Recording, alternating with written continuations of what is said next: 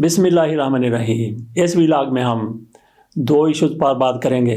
सबसे पहले जिस तरह से पाकिस्तान की तरफ से ईरान को जवाब दिया गया है, कुछ लोगों की तरफ से ये कहा जा रहा है कि पाकिस्तान ने ईरान पर हमला किया है। बिल्कुल भी ऐसा नहीं है। पाकिस्तान ने ईरान पर हमला नहीं किया, बल्कि पाकिस्तान पर जिस तरह से ईरान के अंदर से हमला किया गया था और ईरान की हुकूमत की तरफ से उसको तस्लीम भी किया गया, कहा गया कि दहशतगर्दों के कैंपों पर हमला किया गया है, उसका कोई तरीका होता है। लेकिन पाकिस्तान की तरफ से पहले खामोशी इख्तियार की गई। जब प्रेशर बहुत ज़्यादा बढ़ा, शायद अदारे सोचो विचार कर रहे हों, शायद हुकूमत की तरफ से कोई हिकमत अमली अपनाई जा रही हो, क्योंकि हुकूमत की तरफ से वाज़ेह तौर पर कह दिया गया था कि हम इस पर एक्शन लेंगे, और एक्शन लिया गया। जितनी देर तक जवाबी कार्रवाई नहीं की गई, हुकूमत पर तनकीद होती रही।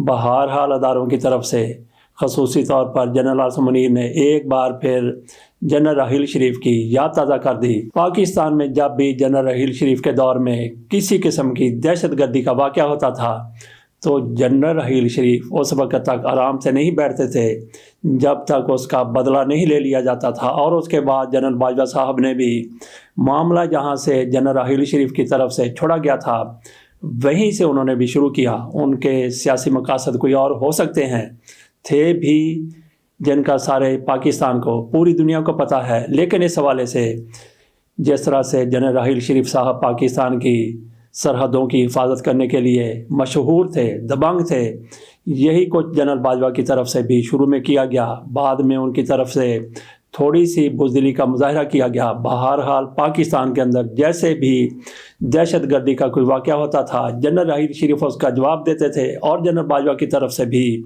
ऐसा ही किया जाता था। अब जनरल आसिम मुनीर की तरफ से यहाँ पे ये बात भी कर देंगे, जब भारत की तरफ से पाकिस्तान पर वो हमला किया गया था, पुलवामा का बदला लेने के लिए पाकिस्तान में भारत की तरफ से स्ट्राइक की गई थी, उसका बदला लेने के लिए जब पाकिस्तान की तरफ से बिल्कुल सारी तैयारियां हो गई, ऐलान किया गया, तो जनरल बाजवा साहब, ये कहा जाता है कि सिक्योरिटी काउंसिल के इजलास में वो एक वाहिद जनरल थे, वाहिद शख्स थे जिनकी तरफ से मुखालफत की जा रही थी। इसके बावजूद भी इमरान खान की तरफ से, उसके हुकूमत की तरफ से भारत को जो कुछ बताया गया, जो कुछ भारत के साथ किया गया, वो पूरी दुनिया को पता है। बात हम कर रहे थे जनरल राहील शरीफ की, उससे भी पहले की, तो उसी तरह से जनरल आसिम मुनीर की तरफ से पाकिस्तान की खुद मुख्तारी का तहफ़्फ़ुज़ किया गया है। उस तरह से तहफ़्फ़ुज़ किया गया है कि जिसका हक है, फ़ौज की तरफ से हक अदा कर दिया गया है।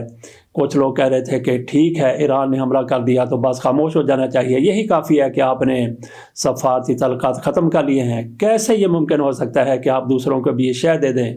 कल अफ़गानिस्तान भी पाकिस्तान में ऐसा करे, चीन भी ऐसा करे, भारत भी ऐसा करे। पाकिस्तान से मुखासमत रखने वाला कोई भी मुल्क दूर से आकर भी, करीब से भी पाकिस्तान पर इस तरह की सर्जिकल स्ट्राइक करके चला जाए, तो क्यों चला जाए? ये बहुत ज़रूरी था, और ईरान की हुकूमत का इसमें बिलाशुबा कसूर था उसकी तरफ से। पाकिस्तान में ये उनका दावा है कि पाकिस्तान में कुछ दहशतगर्दों के ठिकाने हैं, तो इसी तरह से ईरान में भी ऐसे दहशतगर्दों के ठिकाने हैं, जैसे BLA हो गया और दीगर बलोच अलहदगी पसंदों के, वहाँ पे भी ठिकाने हैं। वहाँ से आकर वो पाकिस्तान में हमले करते रहे हैं, पाकिस्तान में दहशतगर्दी करते रहे हैं। तो पाकिस्तान की तरफ से बहरहाल हमारा मुतालबा तो ये था कि जहाँ से पाकिस्तान को हमला करने के लिए जिन तनसीबात को इस्तेमाल किया गया है, वहाँ पर अटैक होना चाहिए। चलें, ये भी बेहतर हुआ कि पाकिस्तान ने अटैक किया है। पाकिस्तान ने ईरान की तरफ से, जो ईरान के अंदर से पाकिस्तान में हुआ था, पाकिस्तान ने ईरान की फिर भी खैर खाही की है कि ईरानी तनसीबात पर हमले नहीं किए, बल्कि वहाँ पे जो ऐसे लोग मौजूद हैं जो पाकिस्तान में दहशतगर्दी करते हैं, उनके ठिकानों पर हमले किए हैं। 7 दहशतगर्द हलाक हो गए, जिनके नाम भी सामने आ चुके हैं। तो ये पाकिस्तान की तरफ से बिल्कुल दुरुस्त इक़दाम था। तो ईरान इसका क्या जवाब देगा? मुझे नहीं लगता, बल्कि कई माहिरीन और तजिज़ियाकार भी यही कह रहे हैं कि ईरान की तरफ से जो पहले पहल की गई थी, उसका पाकिस्तान ने जवाब दे दिया। तो ईरान अब ठंडा होकर बैठ गया है। ईरान का कसूर था, तो उसको यही जवाब दिया जाना चाहिए था। तो ईरान के वज़ीर ख़ारजा की तरफ से, ईरान के दीगर हुकाम की तरफ से पाकिस्तान के लिए नफ़रत का इजहार सामने नहीं आया। इसको ही थोड़ा सा आगे ले जाने की ज़रूरत है कि ईरान की तरफ से गलती की गई, पाकिस्तान ने उसका बदला ले लिया, बस अल्लाह अल्लाह खैर सलाह।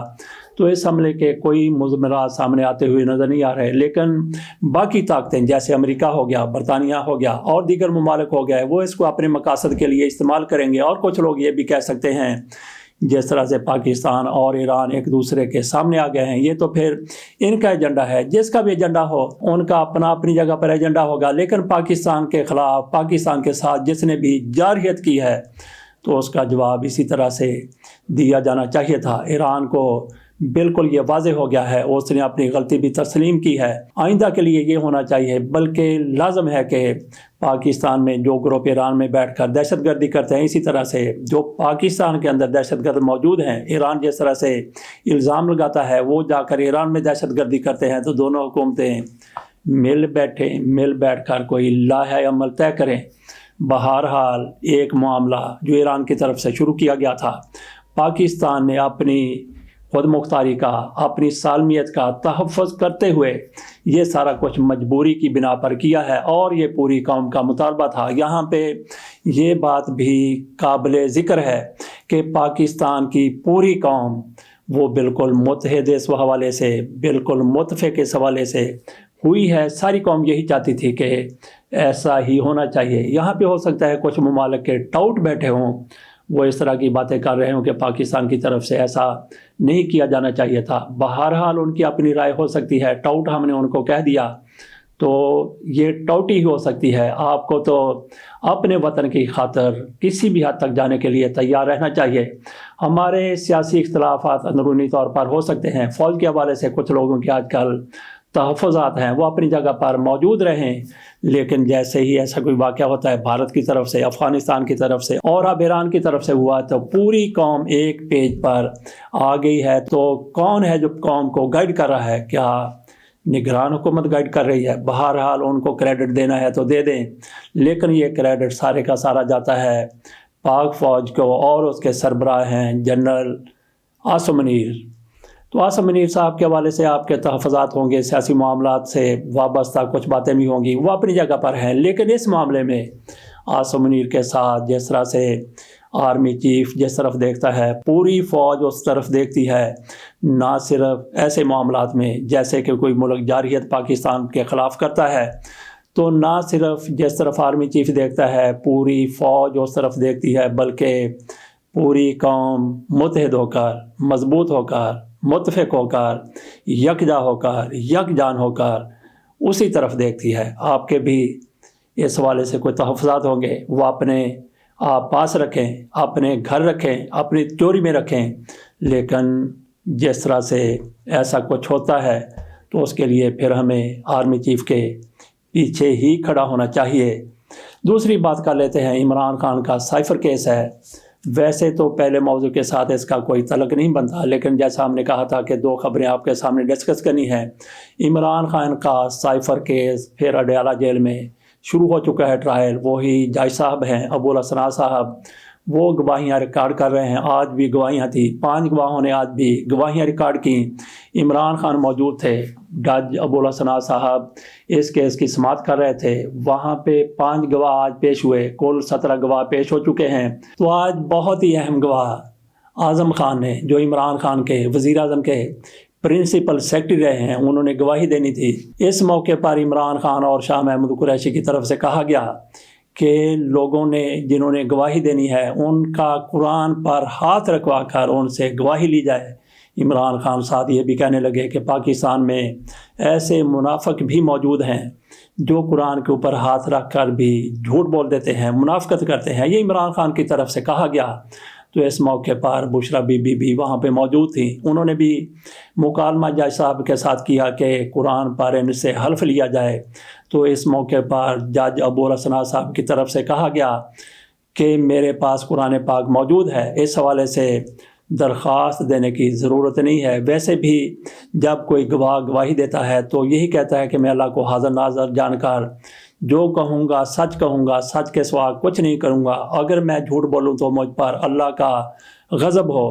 تو یہی کچھ جج ابوالحسن کی طرف سے کہا گیا۔ تو بشرا بی بی نے اس موقع پر کہا کہ ساتھ یہ بھی کہیں کہ اللہ کا جھوٹ بولنے پر عذاب نازل ہو۔ تو جب گواہی کا موقع آیا وہی اعظم خان صاحب گواہی کے لیے آئے۔ پہلے انہوں نے جو گواہی دی تھی، پہلے جو کچھ ان کی طرف سے لکھ کر دیا گیا تھا، آج اس سے اعظم خان صاحب مکر گئے۔ بالکل انہوں نے وہ بات نہیں کی، وہ عمران خان پر الزامات نہیں لگائے جس طرح سے وہ پہلے الزامات لگایا کرتے تھے۔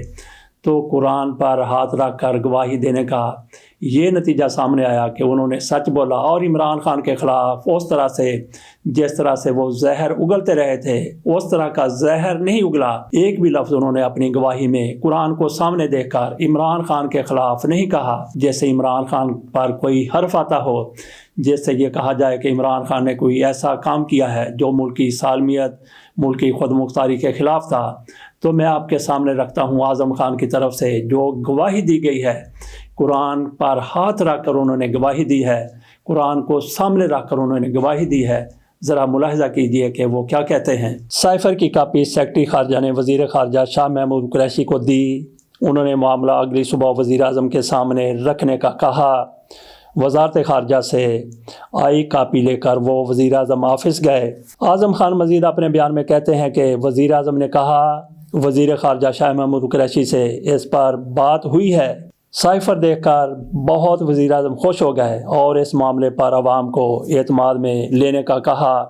اعظم خان کہتے ہیں کہ وزیر اعظم نے کہا کہ یہ بتانا ہوگا کہ بیرونی عناصر پاکستان میں کیسے سازش کر رہے ہیں۔ وزیر اعظم کو میں نے کہا کہ وہ وزیر خارجہ سیکرٹری خارجہ سے ملاقات کریں۔ میں نے کہا اس ملک کے سفیر یا حکام سے وزیر خارجہ سیکرٹری خارجہ رابطہ کریں۔ میں نے مزید کہا کہ یہ سیکرٹ ڈاکومنٹ ہے، اس کی تفصیلات عوام کو بتائی نہیں جا سکتی۔ تو پہلے یہ کہا جا رہا تھا کہ انہوں نے عمران خان کو روکا کہ ایسی تفصیلات عوام کو نہیں بتائی جا سکتی، لیکن عمران خان نے وہ ساری تفصیلات لوگوں کو بتا دیں۔ لیکن آج جب اعظم خان قرآن پر ہاتھ رکھ کر حلف دے رہے تھے تو انہوں نے ویسا نہیں کہا۔ انہوں نے کیا کہا انتہائی زیادہ اہم ہے، ذرا غور سے سنیے۔ اعظم خان کیسے مکرے جب قرآن پاک سامنے آ گیا؟ مکرے نہیں بلکہ آپ اس کو کہیں کہ کس طرح سے وہ سچ بولنے لگے۔ پہلے کہتے تھے کہ عوام کو دکھا دیا گیا، لیکن اب انہوں نے کیا کہا؟ میں نے کہا سیکرٹ ڈاکومنٹ ہے، اس کی تفصیلات عوام کو بتائی نہیں جا سکتی۔ وزیر اعظم نے مانا کہ یہ پبلک نہیں کی جا سکتی۔ جس کے بعد بنی گالہ میں ملاقات ہوئی جس میں وزیر خارجہ سیکرٹری خارجہ تھے۔ بنی گالہ میں سیکرٹری خارجہ نے ماسٹر کاپی سے سائفر پیغام پڑھا۔ بنی گالہ میں میٹنگ میں فیصلہ ہوا کہ معاملہ وفاقی کابینہ کے سامنے رکھا جائے۔ مارچ کے آخری ہفتے میں یہ ملاقاتیں میٹنگز ہوئیں، کابینہ اجلاس بلایا گیا جس میں وزارت خارجہ کے نمائندے نے ماسٹر کاپی سے پیغام پڑھا۔ اعظم خان مزید کہتے ہیں کہ کابینہ نے معاملہ نیشنل سیکورٹی کمیٹی میٹنگ میں رکھنے کا فیصلہ کیا۔ نیشنل سیکورٹی کمیٹی میں امریکی سفیر کو طلب کرنے اور احتجاجی مراسلات تھمانے کا فیصلہ ہوا۔ وہ جب تک وزیر اعظم ہاؤس میں تھے کاپی وہیں رہی۔ پھر عوامی اجتماع میں کاغذ لہرایا گیا، پڑھا نہیں گیا۔ اعظم خان کہتے ہیں کہ عوامی اجتماع میں عمران خان کی طرف سے کاغذ لہرایا گیا، پڑھا نہیں گیا۔ پہلے کیا کہا جاتا تھا؟ اور پھر اس دوران جب اعظم خان قرآن پر ہاتھ رکھ کر یہ گواہی دے رہے تھے تو پراسیکیوٹر بار بار مداخلت کر رہے تھے۔ پراسیکیوٹر بہت زیادہ پریشان نظر آ رہے تھے کہ اعظم خان کیا ہم اس کو طوطے کی طرح رٹا لگوا کر لائے تھے اور آج یہ کیا گواہی دے رہا ہے۔ یہ پراسیکیوٹر جنرل صاحب کی پریشانی کا عالم تھا۔ اس موقع پر شاہ محمود قریشی کی طرف سے بار بار جیسے ہی پراسیکیوٹر مداخلت کرتا تھا انہوں نے ٹوکا کہ اس کا کیا کام ہے، ان کو گواہی آزادی کے ساتھ دینے دی جائے۔ تو ناظرین یہ تھا کچا چٹھا اعظم خان کے بیان کا، جس کو لے کر یہ لوگ بڑے پر امید تھے کہ عمران خان کی بچت اب ناممکن ہے، لیکن اللہ کی طرف سے عمران خان کو شاید غیبی امداد آ گئی کہ اس بندے کا ضمیر جو سو چکا تھا، ویسے تو جس طرح کے ان کے بیانات سامنے آئے تھے یہی لگتا تھا کہ ان کا ضمیر مر چکا ہے، لیکن نگاہ مرد مومن سے بدل جاتی ہیں تقدیریں۔ تو شاید کوئی ایسا مرد مومن ملا جس نے اس شخص کا ضمیر زندہ کر دیا۔ بہرحال اگر سویا ہوا تھا تو جاگ گیا۔ اس کے ساتھ اجازت دیجیے، اللہ حافظ۔